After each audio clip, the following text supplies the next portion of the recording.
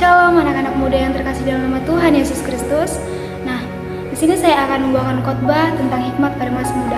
Tetapi sebelum itu, mari kita sama-sama tunduk kepala di hadapan Tuhan, kita bersatu dalam doa. Sungguh hati kami limpah dengan syukur Tuhan pada sore hari ini, bahwa setiap penyertaan Tuhan yang selalu nyata dalam hidup kami. Sebentar Tuhan, kami akan mendengarkan firman Tuhan. Biarlah Tuhan setiap apa yang hamba-Mu sampaikan Tuhan, biarlah Tuhan boleh kami lakukan dalam kehidupan kami sehari-hari. Berkati juga Tuhan setiap teman-teman kami yang boleh Tuhan mendengar Tuhan. Biarlah Tuhan mereka bukan menjadi pendengar firman-Mu saja, tetapi mereka boleh menjadi pelaku-pelaku firman Tuhan. Terima kasih Bapa yang baik, Engkau berkati Tuhan setiap Tuhan pendengaran proses firman Tuhan, mulai dari awal, pertengahan, sampai akhirnya Tuhan, kami serahkan ke dalam tangan Tuhan. Di dalam nama Tuhan Yesus kami berdoa dan mengucap syukur. Haleluya, amin. Pada sore hari ini saya akan membawakan khotbah tentang hikmat pada masa muda. Nah, tetapi sebelum itu saya mau bertanya kepada teman-teman sekalian, apa itu hikmat? Ya, benar sekali. Hikmat adalah kepandaian atau kebijaksanaan yang dimiliki oleh seseorang dalam bertindak dan mengambil sebuah keputusan. Nah, seperti contohnya, ketika seseorang mempunyai sebuah masalah dalam kehidupannya, dia tidak langsung marah atau tidak langsung emosi, tetapi dia berpikir dengan tenang untuk menyelesaikan sebuah masalahnya itu sendiri. Nah teman-teman, boleh kita buka Alkitab kita dari kitab Amsal 9 ayat 10, yang dimana itu isinya adalah permulaan hikmat adalah takut akan Tuhan dan mengenal Yang Maha Kudus adalah pengertian. Nah, memperoleh hikmat itu bisa disamakan dengan emas, bahkan jauh lebih baik dari itu. Coba kita lihat pada zaman-zaman sekarang ini, hikmat semakin langka dalam kehidupan manusia, apalagi dalam kehidupan kita anak-anak muda sekarang. Coba kita bayangkan, jika hikmat semakin langka di usia kita pada saat kita masih muda, apalagi nanti suatu hari ketika kita sudah tua, semakin langkalah hikmat itu dalam kehidupan kita. Saya mau bilang gini pada teman-teman semuanya, berbahagialah kalian hari ini yang mendengarkan firman Tuhan, karena ketika kita mendengarkan firman Tuhan, maka hikmat yang daripada Tuhan akan diberikan kepada kita sedikit demi sedikit, disertai dengan tuntunan Roh Kudus. Nah, teman-teman, jika di masa muda kita sudah mendapat hikmat, kita bisa bayangkan bahwa di masa tua kita pun penuh dengan berkat. Yang percaya katakan amin. Ketika kita juga mempunyai hikmat, kita bukan hanya pandai dalam mengambil sebuah keputusan, tetapi kita juga mampu mengelola misalnya keuangan kita, tugas-tugas kita juga mampu mengelola semuanya itu ketika kita mempunyai hikmat dalam hidup kita. Dan bukan hanya itu saja teman-teman, ketika kita juga mempunyai hikmat, kita juga mampu mengelola waktu dengan baik. Nah, pada zaman sekarang ini banyak sekali kita anak-anak muda yang paling menonjol tidak menggunakan waktu dengan baik. Bahkan banyak anak-anak muda yang melakukan atau menjalani kehidupannya sehari-hari dengan bermain games, bermain scroll TikTok, semuanya. Bahkan mereka menghabiskan waktunya dengan gadget.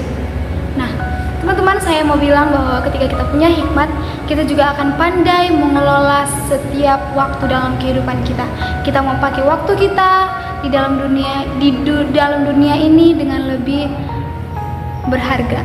Nah, teman-teman, saya akan coba memberikan sebuah ilustrasi yang dimana ada seorang tukang emas, yang dimana dia mempunyai emas yang warnanya sudah pudar atau bolehlah kita bilang sudah warnanya jelek, sudah lecet ya, dan juga kotor. Tetapi anehnya, si tukang emas itu tidak membuang emas yang sudah pudar tadi warnanya, melainkan dia panaskan di api sampai panas. Nah, selama proses itu, semua kotoran dan campuran yang ada di dalam emas itu pun keluar. Dan akhirnya tersisa emas yang benar-benar bersih dan mengkilau. Nah, begitu juga dalam kehidupan kita. Kalau kita mau hidup dengan hikmat dan takut akan Tuhan, seperti ilustrasi tadi, kita juga harus rela dibentuk dalam hidup kita. Semisalnya ada masalah dalam hidup kita, kita jangan langsung emosi ataupun marah-marah nggak jelas kepada teman-teman kita, bahkan kepada juga orang tua kita marah-marah. Itu tidak dapat menyelesaikan masalah yang kita hadapi. Dengan kemarahan itu tidak dapat menyelesaikan masalah, teman-teman.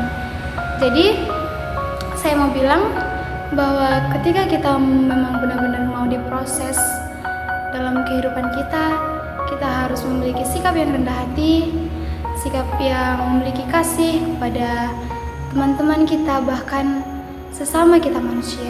Nah, seperti yang tertulis di kitab, kita boleh buka Alkitab kita, teman-teman, dari kitab Amsal 16 ayat 17 sampai 24. Kita boleh baca bersama-sama di rumah. Tuhan akan memurnikan, tanda kutip, memurnikan hati dan pikiran kita lewat pengalaman hidup kita. Terkadang di saat kita melewati masalah, mendapat teguran dari mungkin sesama kita, bahkan teguran dari orang tua kita, semua itu seperti api, kembali lagi dengan tanda kutip, api yang Tuhan pakai supaya kita bisa belajar menjadi pribadi yang lebih baik lagi. Nah, jadi kesimpulan yang akan saya berikan adalah bahwa hikmat itu bukan hanya untuk orang tua saja, tetapi penting juga buat kita yang masih muda. Dan dari Amsal 16 ayat 17 sampai dengan 24 tadi kita belajar bahwa orang yang hidup dengan hikmat dan memilih jalan yang benar, menjauhi kejahatan, memiliki kerendahan hati, dan berhati-hati dalam berkata ataupun berbuat sesuatu. Dan hidup yang penuh hikmat membuat hati kita lebih tenang, membawa berkat, dan membuat orang lebih senang mendengar perkataan kita. Jadi, di masa muda kita ini, mari kita belajar memakai hikmat kita dalam setiap mengambil keputusan, baik dalam pertemanan, pelajaran, baik dalam dunia pelayanan juga. Setiap keputusan, baik dalam berbicara, cara kita berbicara kepada orang lain, kita juga harus menggunakan hikmat kita. Karena hidup dengan hikmat tidak membuat kita menjadi kaku, tetapi justru membuat hidup kita lebih bermakna, diberkati, dan menjadi berkat buat orang lain. Nah, adapun tujuan yang bisa saya ambil dari khotbah singkat saya ini adalah menjadi anak-anak muda yang hidup benar di hadapan Tuhan, menjauhi dari hal-hal yang jahat dan memilih jalan yang Tuhan sukai. Nah, di sini maksudnya bahwa dalam kehidupan kita, pertemanan kita juga harus pandai bergaul, memilih teman-teman kita. Contohnya ada teman-teman yang mungkin sebagian toksik ya, mungkin toksik itu artinya berkata-kata kotor, mungkin mengajak untuk berbuat yang jahat. Nah, itu contohnya toksik, teman-teman. Jadi di sini dikatakan bahwa kita harus menjauhi lingkungan yang menjatuhkan kita ke dalam hal yang buruk. Nah, yang kedua itu adalah menjadi anak-anak muda yang mempunyai kerendahan hati, tidak merasa paling hebat, tetapi mau belajar dan tunduk pada nasihat orang-orang tua kita. Bisa nanti kita buka Alkitab kita dalam Amsal 16 ayat 18. Yang ketiga adalah menjadi anak-anak muda yang mempunyai nilai kesabaran dan pengendalian diri, dan belajar menjadi orang yang tidak cepat marah, tetapi berpikir sebelum bertindak. Nah, di sini pengendalian diri itu juga terdapat dalam buah borong, yang dimana itu adalah penguasaan diri. Nah, kita juga sebagai anak-anak muda, kita harus mempunyai kasih, kesabaran, dan penguasaan diri dalam hidup kita. Jika itu tidak ada, mungkin kita sudah terjerumus ke dalam dosa, ke dalam dunia pertemanan yang buruk. Nah, jadi kita harus memiliki itu, teman-teman. Kita juga harus, ketika kita mau bertindak, kita harus berpikir dulu, apa yang akan saya lakukan. Nah, sebelum itu, kita bisa berdoa kepada Tuhan, tanya sama Tuhan, Tuhan, apa yang akan saya lakukan? Boleh seperti itu, teman-teman. Nah, bisa nanti kita buka Alkitab kita dalam Amsal 16 ayat 22 sampai 23. Nah, yang keempat adalah menjadi anak-anak muda yang memperkatakan perkataan berkat untuk membangun, bukan malah menjatuhkan. Nanti kita buka Alkitab dalam Amsal 16 ayat 24. Nah, di sini juga tentang perkataan berkat. Sering sekali kita anak-anak muda yang ada di dunia ini, apalagi zaman sekarang ini, mungkin kita tidak hati-hati dalam berkata-kata teman-teman. Kita sering berkata kotor mungkin kepada teman-teman kita. Kita mungkin dengan kata-kata kita ini kita banyak sekali telah menyakiti hati sesama kita. Nah, oleh karena itu, pakailah perkataan berkat, perkataan yang membangun, supaya orang yang mendengarnya pun diberkati. Nah, teman-teman, adapun dampak dari khotbah yang saya bawakan ini adalah yang pertama, menjadi teladan bagi teman-teman sebaya kita sikap dan tutur kata menunjukkan kedewasaan rohani. Nah, di sini menjadi teladan, menjadi contoh buat teman-teman sebaya kita. Dan bukan hanya buat teman-teman sebaya kita saja, bisa saja kita anak-anak muda ini memberikan contoh yang baik buat orang yang lebih tua dari kita. Dan yang kedua itu adalah menciptakan hubungan yang baik dengan sesama dan belajar berkata lembut dan bijak, bukan kasar atau menyakiti hati orang lain. Nah, di sini lagi dan lagi dikatakan bahwa perkataan lembut dan bijak, tidak kasar, teman-teman. Sering sekali anak-anak muda yang ada di dunia sekarang ini berkata, ketika dia emosi dia langsung berkata kasar.